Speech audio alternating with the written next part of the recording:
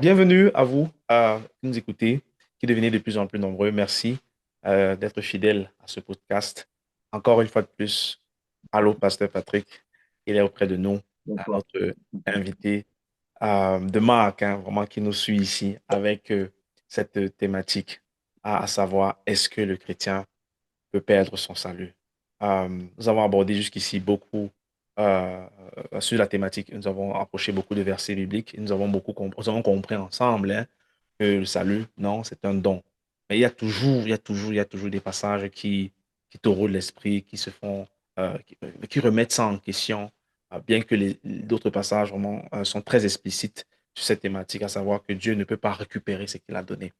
Donc, Pasteur Patrick, aujourd'hui, nous voulons encore repartir dans le livre de Matthieu 7, comme la dernière fois, nous n'avons pas fini. Mhm. Parlons euh, euh, des loups ravisseurs. Donc, le Seigneur nous met en garde dans le livre de Matthieu euh, 7. Nous avons lu la dernière fois le verset 19 euh, et tu nous as éclairé, par la grâce de Dieu, là, en nous faisant comprendre qu'ici, le Seigneur fait très clairement une distinction entre ceux qui l'appartiennent et ceux qui ne l'appartiennent pas. Et ça m'a fait penser à plusieurs choses, vraiment plusieurs choses.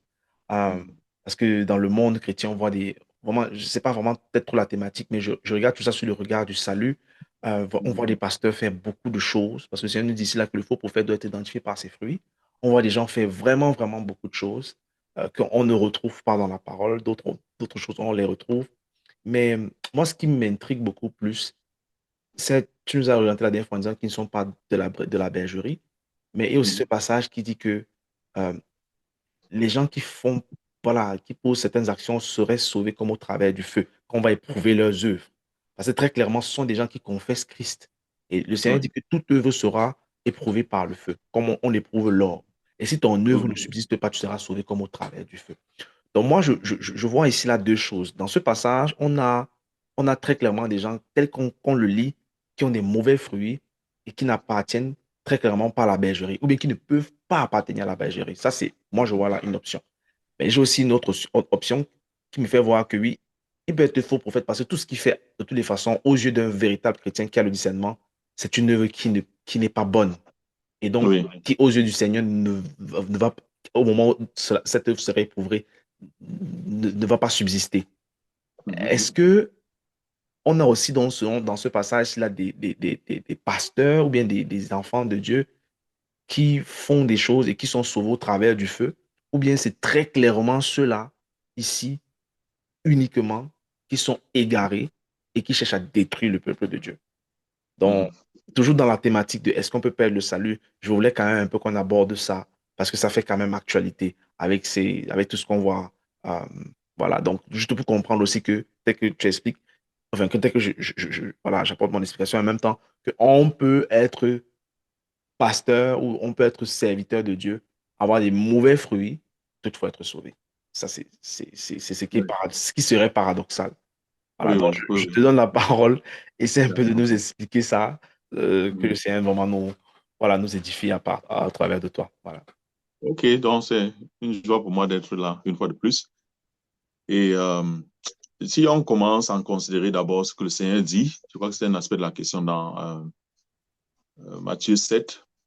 Mhm, Et il dit, verset 13, entrez par la porte étroite, car large est la porte, spacieux est le chemin qui mène à la perdition. mhm, Il y en a beaucoup qui entrent par la main étroite est la porte, resserrez le chemin qui mène à la vie, et il y en a peu qui le prennent. OK. Et c'est dans ce contexte. Donc, le Seigneur parle ici de ceux qui vont à la perdition et ceux qui mhm, sont sur le chemin qui mène à la vie. mhm, Il parle de ceux qui vont qui sont sur le chemin de l'enfer mhm, et ceux qui sont sur le chemin du ciel. Et bien sûr, quand il parle de la porte étroite, la porte étroite ici, c'est Christ lui-même. Parce qu'il a dit, je suis le chemin, la vérité, la vie, nul ne vient au Père que par moi.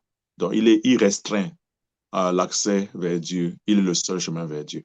mhm, Et c'est dans ce contexte qu'il dit, gardez-vous des faux prophètes. En d'autres termes, il est en train de dire, il y a des gens qui vont venir et prétendre être, être sur mon chemin, donc être sauvés, être des hommes que j'ai envoyés, des hommes de Dieu, être des hommes qui sont sur le vrai chemin et qui prêchent le vrai chemin, mais mhm, qui en fait ne sont pas envoyés par Dieu et ne sont pas en train de conduire les gens vers Dieu. Hmm. Et il dit donc de se garder parce que ce genre de personnes existent. Et il dit, ils viennent à vous en vêtements de brebis. Donc, comme si il prêchait Christ, comme s'il s'était envoyé par Christ. Il dit que, mais au-dedans, ce sont des loups ravisseurs. Donc, Hmm. il parle ici des gens, il parle de la nature ici. Je veux dire, la brebis et le loup, ce sont deux natures différentes. Hmm. Donc, il ne dit pas que ce sont des brebis qui sont mal instruites, ce sont carrément des loups. Ils ne sont pas des brebis, ils ne sont pas nés de nouveau, ils ne sont pas régénérés, ils sont perdus. Hmm. Mais ils prennent l'apparence, peut-être le langage de ceux Hmm. qui sont sauvés. Donc, ça qualifierait par exemple des gens qui se proclament pasteurs, Hmm. mais qui ne connaissent pas Christ. Hmm. Ça veut dire qu'il y a des pasteurs qui ne connaissent pas Christ. Ça veut dire qu'il y a des évangélistes ou bien des gens qui se prétendent être évangélistes, disons comme ça, Hmm. qui ne connaissent pas Christ. Ça veut dire qu'il y a des gens qui enseignent et qui, soi-disant, prétendent enseigner la parole de Dieu, mais en fait, ils ne connaissent ni Dieu, ni ne sont envoyés de Dieu. Hmm.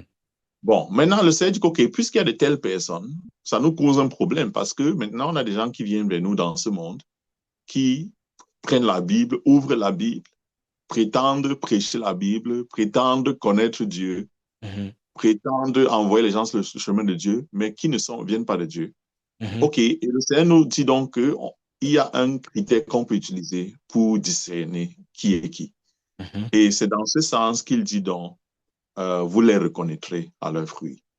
Hmm. OK, donc, un point important, c'est ce qu'il est en train de dire, c'est quoi? C'est qu'on on les reconnaît pas par leurs effets, par l'effet qu'ils produisent, Hmm. mais on les reconnaît plutôt par les fruits qu'ils produisent. Ouais. Donc, il y a une différence entre l'effet et le fruit. Et il dit cueille-t-on des raisins sur des épines ou des figues euh, sur des chardons? C'est pas possible. Il dit que tout bon arbre porte de bons fruits, mais le mauvais arbre, voilà, verset 17, porte de mauvais fruits. OK. Hmm. Donc là, mais la question qui se pose donc quels sont ces fruits? Parce que, évidemment, le Seigneur fait la différence entre les effets et le fruit. Puisque ce sont des gens Hmm. qui apparaissent, semblent être des prophètes. Ça veut dire que Hmm. c'est des gens qui utilisent un langage qui semble biblique. Ce Hmm. sont des gens qui peut-être sont à la tête d'une église ou bien qui prêchent sur Internet, peu importe. Mais le Seigneur dit que non, non, non, non, non, ne te fie pas à leurs effets. Hmm. S'ils sont éloquents, s'ils font tomber les gens, si les gens crient, peu importe. Hein, tu ne te fies pas à ça, mais tu te fies plutôt à leurs fruits.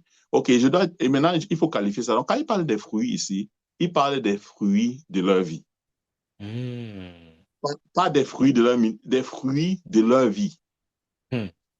Donc, parce qu'il dit, tout arbre produit de bons fruits. Et effectivement, la Bible nous rappelle dans Galates, il parle, dans Galates 5, le Seigneur parle des fruits de la chair, des Yeah. fruits de l'esprit. Yeah. OK? Yeah. Et, et, et, et ce sont des fruits de la vie, des fruits que quelqu'un porte. Pas les choses qu'il fait en tant que ministère ou bien en tant que le nombre de personnes qui le suivent. C'est pas de ça qu'il parle. Hmm. Il parle du type de personnes qui sont. Hmm. C'est ça le fruit, le type de personnes qui sont. Par exemple, quelqu'un peut prêcher la parole de Dieu avec éloquence, impressionner tout le monde. Mais si c'est quelqu'un qui passe son temps à mentir, Hmm. c'est de ça qu'on est en train de parler. C'est ça qu'on est en train de parler. Bon, mais en d'autres termes, ça veut dire que je ne peux pas évaluer le fruit de quelqu'un que je ne connais pas. Yeah, that's all right. Et ça, par exemple, ça nous montre, par exemple, un grand danger de passer son temps à suivre les gens sur Internet qu'on ne connaît pas. Hmm. Parce Wow. qu'effectivement, je peux voir quelqu'un sur Internet qui prêche de manière éloquente, Je qui connais pas. semble être persuasif, mais je ne peux pas déterminer ses fruits Oui. si je ne le rencontre pas, si je ne suis pas dans la même église que lui.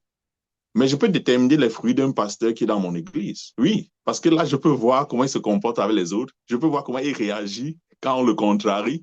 Je peux voir comment, en termes de, il gère l'argent. Est-ce que c'est quelqu'un qui vole Mhm. l'argent? Mhm. Mhm. Et c'est des choses que je peux évaluer. Et c'est ça le fruit, parce que ça montre quel type de personne il est. Est-ce qu'il est un voleur? Est-ce qu'il est un bandit? Est-ce qu'il est un adultère? Wow. Est-ce qu'il est un impudique? Oh, ouais, c'est fort. Parce que Tout tas de choses. Voilà. ça bascule tout, ouais, en fait, parce que c'est ce que tu dis là, c'est tellement profond pour... Oui, quand on prend du recul, en fait, on doit vraiment faire attention. Parce qu'il y a Yeah. beaucoup là sur les réseaux sociaux qui disent que des bonnes choses, qui ne Oui, partagent que ce qui est beau, voilà. mais au fond, on ne connaît vraiment pas ces personnes. Oui, absolument Et pas. c'est vraiment... Je n'avais pas vu ça sous cet angle-là, moi, je t'assure. Je me disais aussi, quand il parle des fruits ici, il parle effectivement de la percussion qu'il a, l'impact qu'il a sur les gens. Donc, forcément, s'il parle de Dieu et qu'il remplit les salles, alors c'est un témoignage. Mais non, hein, Hmm. c'est vrai que le fruit dont le Seigneur parle, c'est les fruits de l'esprit ou c'est les fruits de la chair. Oui, Et oui, je ne peux absolument. pas connaître la vie de quelqu'un. C'est vrai, si je ne la côtoie pas, waouh, ça me Absolument. bénit là, gars. Absolument. Ça me bénit là directement comme ça, mon frère. Parce que ça revient aussi, c'est ce que Jean disait aux pharisiens. Vous vous rappelez, Ah, quand il baptisait les gens, la Bible dit que beaucoup de pharisiens et de sadducéens sont venus vers lui pour se faire ouais, baptiser par le baptême de repentance. ouais. Et Jean lui dit qu'OK, qui vous a appris à fuir la colère à venir? Mhm. Et puis il dit, produisez donc des fruits Digne dignes de la de la repentance. repentance, ouais. C'est de ça qu'il parle. Ça Ouais. dit que ça ne sert à rien de venir publiquement parce que Jean baptisait publiquement et les gens avaient remarqué et ressentaient que Dieu était avec lui. Mhm. Et donc, il y avait des gens qui venaient en fait des cercles de mauvaise vie, disons des groupes, disons comme ça, Mhm. qui viennent publiquement aussi pour se faire baptiser. Et il a certainement perçu que certains le faisaient Je te poursuis. pour donner une certaine impression à la foule. Mhm. Eux-mêmes, ils se soumettent au plan de Dieu. Mais il a bien perçu que c'est les gens qui le faisaient, mais ils continuaient à estorquer les gens. Mhm. Par exemple, les collecteurs d'impôts. Ouais, ouais. Et c'est pour ça que Jean leur dit que non, non, qui vous a appris à fuir la colère à venir? Il dit que produisez des fruits dignes de la repentance. Que Mhm. si véritablement vous êtes touché et par Dieu, il faut que votre vie change. Et il a dit même que celui qui prenait l'argent, c'est les soldats, par exemple, qui ne prennent plus. Mhm. Oui, oui, c'est ça le fruit de la repentance, c'est la transformation Ouais, de la vie de la personne. ouais. Et c'est ce que Christ est en train de dire. Donc, j'ai pensé aussi, il y a un passage en 1 Jean qui va un peu dans cette direction aussi. C'est 1 Jean chapitre 2. Euh, 1 Jean chapitre 2, verset 1. Non, pas verset 1, mais je regarde ici chez moi. J'aime même ça Ah là. oui, on a 1 Jean chapitre 2. Mhm. Et je crois, euh, on peut commencer à lire, c'est quelque part dans le texte là. Mes Et petits je vais le trouver. enfants. Il dit, verset 3, par exemple. Il Si nous dit, gardons ces commandements, alors oui, nous savons que nous l'avons connu. voilà. Et ça revient à ce que Jean-Baptiste disait, Ah, produisez donc des ouais. fruits dignes de la repentance.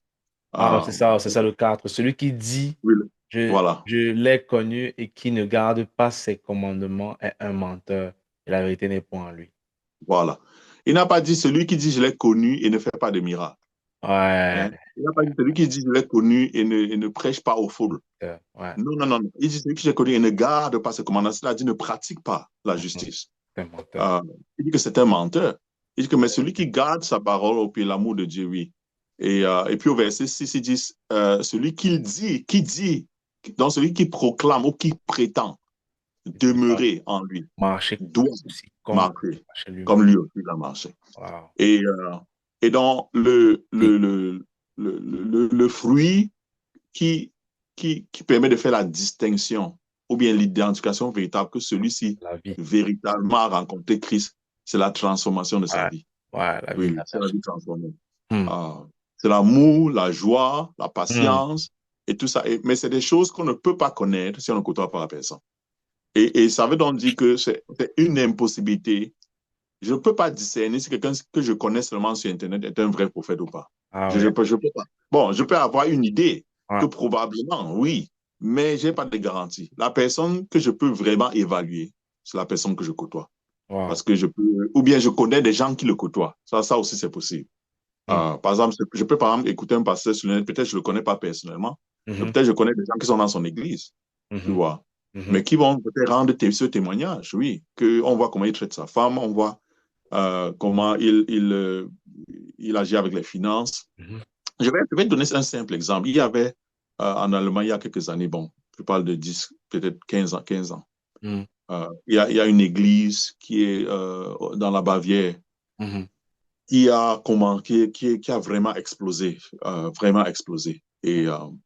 Et j'avais nous avions deux amis, un couple, un homme, sa femme, un frère, qui ont entendu parler de cette église. Et puis, euh, elle grandissait rapidement. Elle était soutenue aussi des États-Unis. Et bon, il y avait beaucoup d'effets spectaculaires là-bas aussi. Je veux dire, des gens qui tombent, Mhm. beaucoup de manifestations. Bon, et bon, il était là-bas et il nous avait déjà invités, je crois, deux fois. Nous y sommes allés. Bon, je ne connais pas grand-chose, hein, à vrai dire, du mouvement, mais je sais qu'à un moment, ils ont commencé à avoir une chaîne de télé aussi, donc avoir Ok. des, oui, de publications et beaucoup de financement et tout allait bien. Mais pour raconter l'histoire rapidement, euh, ce frère-là, finalement, et sa femme ont dû quitter l'église parce que sa femme travaillait dans l'administration de l'église Mhm. et elle s'est rendue compte qu'il y a beaucoup d'argent qui disparaissait. Et on s'est rendu compte que le pasteur et sa femme, qui étaient parmi les leaders, Mm. ils détournaient systématiquement l'argent de l'église. Wow. C'était des bandits. Wow. Et donc, en fait, tout le système, c'est tout, et ce n'est pas qu'ils venaient de commencer à détourner, ils détournaient depuis le début. Oh. Donc, ça veut dire, ce n'est pas qu'ils ont changé, tout le système c'était une grosse mascarade. C'était une Wow. grosse mascarade. Mais pourtant, ils ont fait du boucan et à un moment, ils avaient même commencé à avoir une chaîne de télé. Et Wow. c'est simplement pour dire que Mm. mais eux, ils se sont rendus compte parce qu'ils étaient dans l'église. C'est ce que Sandro vous l'a dit. Ouais, ouais, c'est ça le Parce point. qu'ils étaient dans l'église et ils ont pu voir que non, il y a quelque chose qui ne va pas avec l'argent. Il y a Mm. quelque chose qui ne va pas. Mais quelqu'un qui regarde seulement ces personnes-là sur Internet, euh, bon, il va se dire, bon, puisqu'il y a des effets, ça veut dire que probablement ils sont avec Dieu. Euh, Mm. mais mais il n'y a pas de garantie. Donc, Mais comment le Seigneur va alors faire? Mais parce qu'il y a les gens qui, je crois, sont sincères et se convertissent même. Comment le Seigneur va utiliser une telle chose comme ça pour vraiment toucher les gens? Parce que je veux dire, je ne sais pas si c'est justement un fruit que la personne ne manifesterait pas, une faiblesse qu'elle ne manifesterait pas. Parce qu'après, on ne peut pas aussi remettre en question son salut, même si elle vole. oui, oui, oui, Ça veut simplement, dès que je comprends, ça veut simplement dire que ça pourrait peut-être encore être une faiblesse, ou peut-être un lourd ravisseur totalement, on ne sait pas.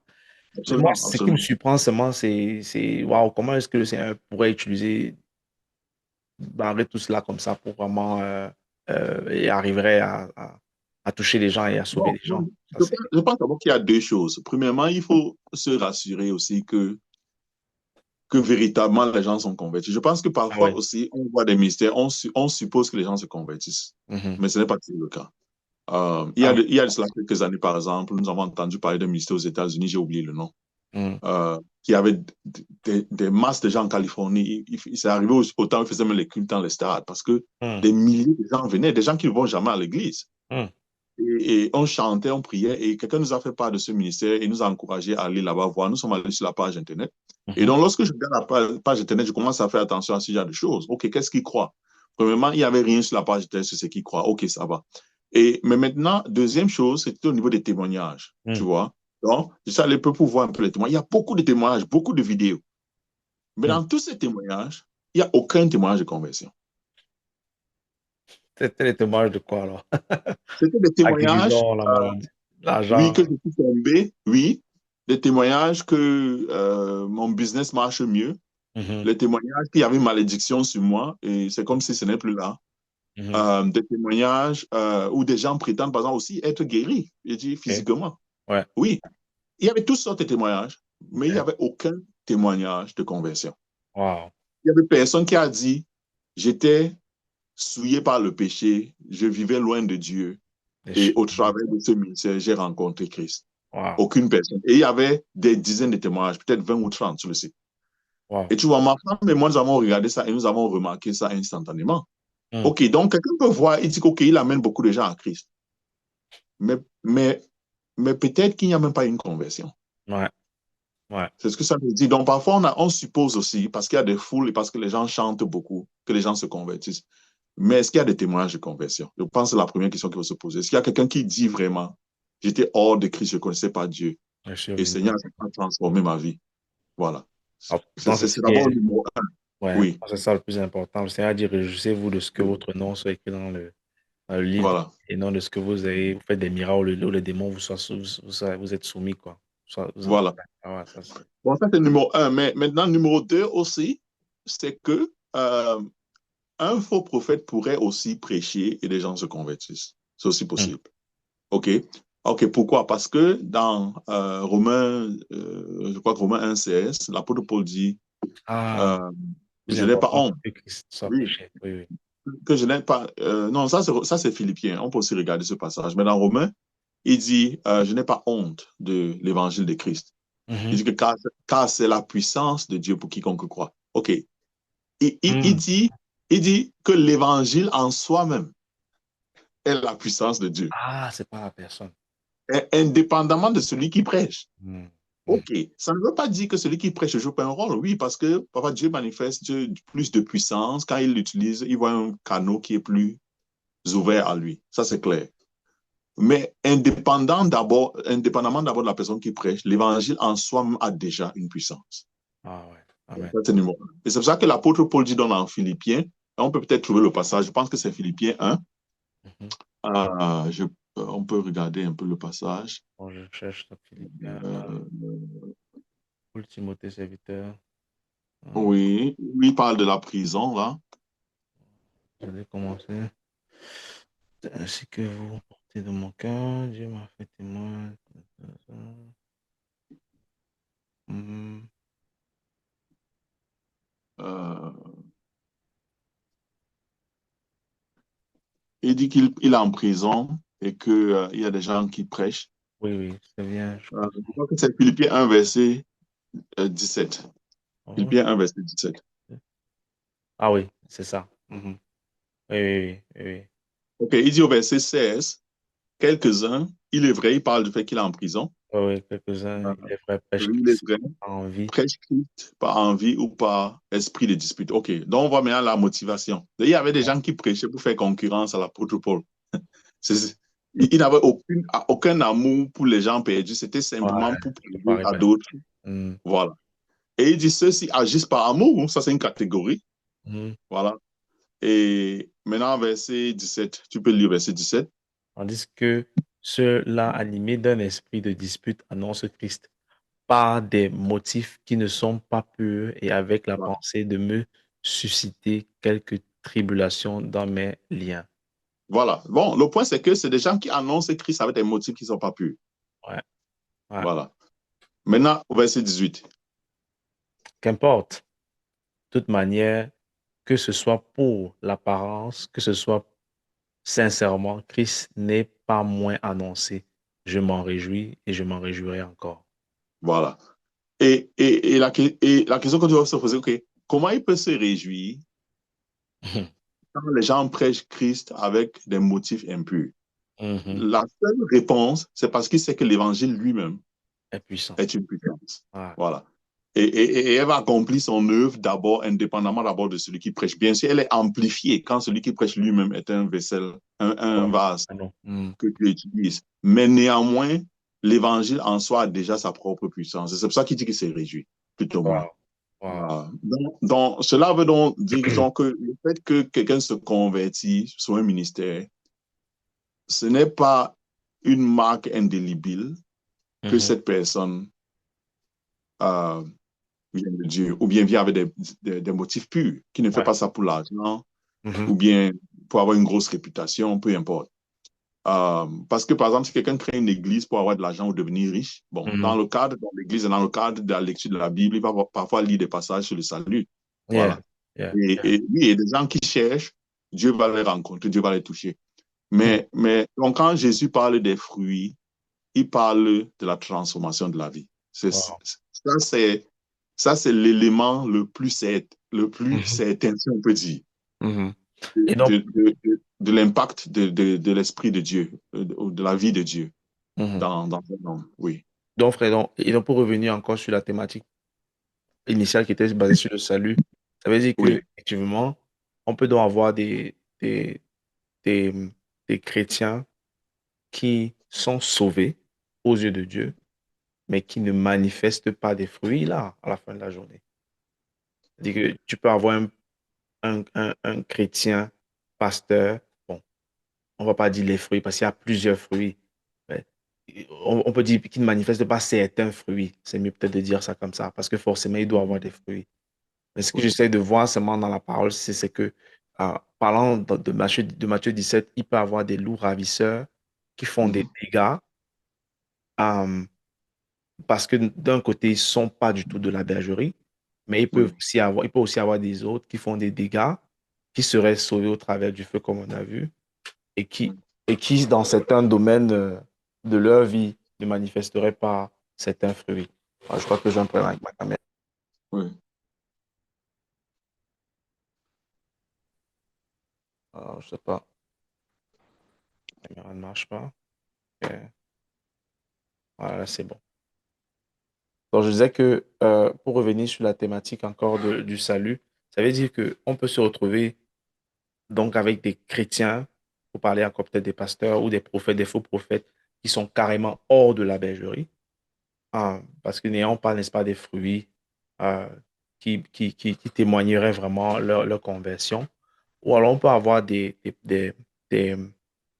des enfants de Dieu qui ne manifestent pas certains fruits et dont aussi même l'œuvre, je veux dire, peut bénir certains, quoi. Je veux dire, parce que l'évangile en soi est une puissance, mais Mhm. pas la personne qui, voilà, qui prêche, c'est que j'ai compris. Mhm. Donc, Oui. on a ces deux cas de figure, si je comprends très bien alors. C'est que d'un côté, on a des loups vraiment ravisseurs, tel que le passage nous a fait voir, ou alors peut-être ça peut être des enfants de Dieu mais voilà, qui ne sont pas vraiment conduits ou qui ne sont pas vraiment fidèles. Bon, je pense que de manière générale, on peut dire ceci, que euh, ce n'est pas ma place de juger si quelqu'un d'autre est enfant de Dieu ou pas, OK. de prime abord. Mhm, De prime abord, ce que la Bible nous enseigne, c'est il dit qu'examinez vous-même pour savoir si vous êtes dans la foi. Je dois me demander, est-ce que moi je suis régénéré? mhm, Est-ce que moi je suis sauvé? Je ne peux pas, ce n'est pas ma place d'évaluer l'autre. Ça, c'est numéro un. OK. mhm. Mais numéro deux, je dois maintenant considérer, évaluer l'autre dans le cas où l'autre prétend être au service de Dieu. Mhm. Et Mhm. c'est ce qu'on voit dans Matthieu 7. Donc, ce n'est pas n'importe qui. C'est quelqu'un qui vient, Ah qui oui, demande à être écouté, oui. prétendant être envoyé de Dieu. Mhm. OK, c'est dans ce cas-là que le Seigneur dit, OK, à ce moment-là, parce que cette Il faut personne te demande examiner. de l'écouter, Ouais. cette personne prétend avoir reçu des messages de Dieu. C'est dans ce cas-là que le Seigneur dit, OK, avant de l'écouter, avant de prêter une grande oreille à ce qu'il dit, Vérifie. là, il faut examiner ses fruits. Mhm. Parce que si tu n'examines pas, il va te mettre en danger. Mhm. Donc, je crois qu'il faut discerner ça. Donc, ce n'est pas que dans notre vie, on a passé notre temps à regarder les gens, est-ce qu'il a les fruits, est-ce qu'il n'a pas les Ouais, fruits. ouais. Ce n'est pas de ça que le Seigneur parle. Mais Ah, si c'est aussi un quelqu'un très bon prétend point. être un envoyé de Dieu et veut qu'on l'écoute, Ah. que nous l'écoutions, à ce moment-là, il nous incombe Mhm. de l'examiner pour savoir est-ce qu'il est vraiment authentique ou pas. Et je pense que ce que cette examination nous révèle, c'est quoi? Si là, je ne vois pas de fruits de transformation dans Mhm. la vie de la personne, j'ai le droit, entre guillemets, spirituellement, de ne pas faire confiance à la personne. Ouais, ouais. Voilà, OK. Maintenant, est-ce que la personne a seulement rétrogradé ou bien est-ce que la personne n'est même pas sauvée? Bon, ça, c'est entre lui et Ça, Dieu. c'est, ouais, ouais, ouais. Oui, ça, c'est entre lui et Dieu. Mais Mhm. de ma perspective, moi qui veux l'écouter, ce qui est important, c'est que est-ce que Donc, ouais. je vois les fruits de la transformation de quelqu'un qui a été régénéré? Wow, Voilà. wow. Et si je ne vois pas ces fruits, je ne dois pas écouter cette personne. Peu importe la raison pour laquelle je ne vois pas les fruits. Voilà. En tout cas, je pense que pour la prochaine fois, il faudrait qu'on s'attarde effectivement sur ces fruits-là, bien qu'on a déjà des indices dans le livre de Galates. Bien Euh, sûr. il y a, je pense, des choses qui sont très palpables qu'on devrait voir, qui pourraient aider, Absolument. n'est-ce pas, Oui, dans ce absolument. discernement que Mhm. les uns et les autres doivent avoir lorsqu'ils écoutent des gens, que ce soit sur Internet, bien que ce soit même en présentiel ou en physique. Voilà. Sur comment Absolument. est-ce qu'ils pourraient avoir du discernement. Bref, à la base des Écritures, donc savoir vraiment ce qu'il faut Absolument. regarder. Voilà. Bah, je Oui. pense que on a brossé, on a fait le tour. Cette fois-ci un peu plus long, mais c'était très édifiant. Donc, sur ce, en tout cas, merci encore, mon frère, Pasteur Patrick, que le Seigneur te bénisse pour ce que tu fais et pour ce que tu es. Euh, et sur ce, je dis à la prochaine fois. Et abonnez-vous si vous aimez, si vous avez aimé le contenu et si vous aimez encore être édifié de la sorte, n'hésitez pas de laisser un commentaire aussi. Et voilà, on se dit à la prochaine. Je vous À la bénisse. prochaine. Shalom. D'accord. Ouais. Shalom. Zo.